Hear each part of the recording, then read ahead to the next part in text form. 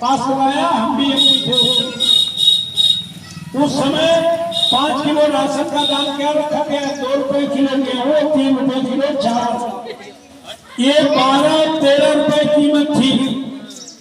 Corona काल में आदरणीय मोदी जी ने 12-13 रुपए माफ कर दिए और भाग फैला कर रहे हैं देश के 80 करोड़ लोगों को फ्री का राशन दिया। जब 12-13 रुपए किलो 5 किलो का राशन का दाम रखा गया था तो गैस सिलेंडर था 300 का। अब कितने का भाई? 1100। इधर 12-13 रुपए माफ करके पूरे बीघे मानी जा रहे कि हम इस देश के 80 करोड़ फ्री का राशन। नौकरियां तुम्हारी खा गए, महंगाई चरम सीमा पर है। अब तुम्हें खाली चावल बांट के चला जा रहा है। अयोध्या मंदिर का बालाजी में खुलवाती पूजा करो, हमें कोई दिक्कत है। लेकिन हम आपसे कहना चाहते हैं कि मंदिर की आड़ में राजनीति कर रहे हैं, ऐसे राजनीति करने वालों को आपको सबक सिखाने का काम करना है। इस बार आपको होश में रहना है। अगर इस बार चूक हो गई तो मैं ये कहना चाहता हूँ, जो भोजन के अधिकार का कानून है वो कोई भी गवर्नमेंट रहेगी, वो बिना कैबिनेट के बहुमत के उस योजना को कभी खत्म नहीं कर सकती। इससे देने की जरूरत नहीं।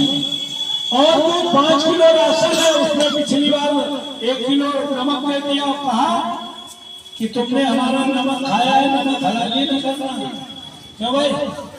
हम तुम्हें ये कहने आए हैं, ये करवाओ भी भारतीय जनता पार्टी की नहीं है, ये तुम्हारा अधिकार है। महिलाओं से इसलिए कह रहे हैं कि ये तुम्हारा, अभी ये चुनाव जीतने के लिए 24 का चुनाव 2 महीने के इकट्ठा राशन दे दे, 1 किलो रोज दूध दे दे, महीना में 1 किलो देसी घी दे दे, तो ये समझ के खाना, ये हमारा पार्लियामेंट ने हमें अधिकार दिया है। ये किसी की कृपा और भीख नहीं है, इसके लिए वोट देने की जरूरत नहीं है। ये बात मैं इसलिए बता रहा हूँ कि हमारी माता बहनें खड़ी हैं, दूसरी महिलाओं को अपनी नाते से आपको बताइए कि फ्री के अनाज के चक्कर में वोट दे करके बाबा साहब के संविधान को समाप्त करने की कोशिश वो कर रहे हैं। इसको हर जगह बर्दाश्त करने का काम नहीं करेंगे। अगर संविधान नहीं रहेगा तो हम फिर हजारों साल वाली पीछे वाली गुलामी में पहुंच जाएंगे। इस बार बढ़ने का टाइम नहीं है। इस बार एकजुट होकर के इकट्ठे होकर, इसीलिए पूरे देश के इंडिया गठबंधन में 28-30 पार्टियों ने मिलकर एक गठबंधन बनाया है और उससे हम प्रत्याशी होंगे। इंडिया गठबंधन से प्रत्याशी होंगे, समाजवादी पार्टी से प्रत्याशी होंगे।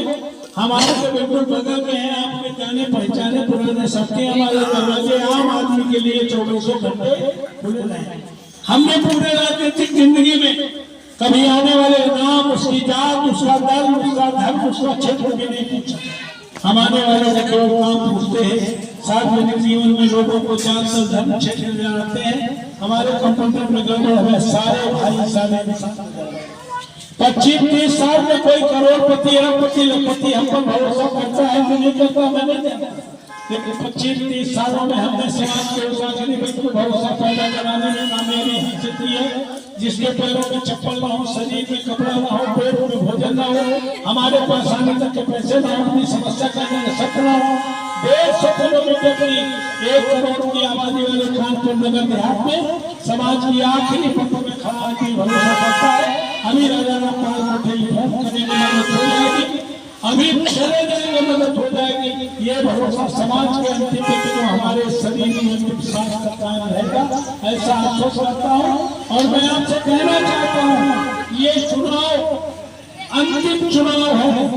ये हम आपको जगाने आए, आपको बताने आए हैं। बाबा साहब अम्बेडकर के उस संविधान को बदलने की कोशिश करने वालों को हमें एकजुट होकर के, इकट्ठा होकर के सबक सिखाने का काम करना है। वरना हमारे आने वाली पीढ़ी को तो नौकरी है, नौकरी क्यों नहीं है? तुम्हें सबसे बड़ा डिपार्टमेंट है रेलवे, जिसमें नौकरियां मिलती थी, वो अडानी अंबानी को बेचते हैं। BSNL अडानी अंबानी को बेचते हैं, पेट्रोलियम अडानी अंबानी को बेचते हैं, आगे फैक्ट्रियां अडानी अंबानी को बेचते हैं। अब बैंकें में प्राइवेट में जा रही है। अब नौकरी जो सरकारी मिलती थी, अब वो अडानी अंबानी के 4 साल के अमीर बनाए जा रहे हैं। उनका न राष्ट्रीय सम्मान है, 4 साल बाद वो फिर यहाँ चौकीदारी करने का काम करेंगे। इसलिए आपसे निवेदन करने चाहिए कि तुम्हें उनके बहकावे में नहीं आना, उनके भुलावे में नहीं आना, उनको मंदिर मस्जिद में नहीं पड़ना। आस्था का सवाल है, भगवान राम सबके हैं, पूजा करो, उसकी कोई मनाही नहीं है, लेकिन उसके बदले वोट दे करके बाबा साहब के संविधान को समाप्त करने की कोशिश जो कर रहे हैं, उसको हम हरगिज़ बर्दाश्त करने का काम नहीं करेंगे। आज उत्तर प्रदेश में अगर सामुदायिक पार्टी के सामने कोई खड़ा है तो बहन जी चुपचाप बैठी है, बहन जी दिख रही, वो मोदी के रिमोट पर अगर सामुदायिक ताकतों से कोई लड़ाई लड़ रहा है तो उस पार्टी का नाम समाजवादी पार्टी है, उस नेता का नाम अखिलेश यादव है। इसीलिए इंडिया गठबंधन को इस बार 24 के चुनाव में वोट दे करके बाबा साहब के संविधान की रक्षा करने का काम करो। अभी हमने 26 नवंबर को बाबा साहब के संविधान दिवस के दिन हमने मातृ में बड़ी रैली का आयोजन किया था, संविधान बचाओ भागीदारी पाओ, वरना आने वाली पीढ़ी हजारों साल की गुलामी में चली जाएगी। आप सब आए हैं, चिंतन करिए, मंथन करिए, मनन करिए, अपने राष्ट्रीयदार नातेदार अगल बगल के सब पड़ोसियों को इकट्ठा करके इस बार बाबा साहब अम्बेडकर के संविधान को खत्म करने वालों को सबक सिखाने का संकल्प लेकर जाओगे।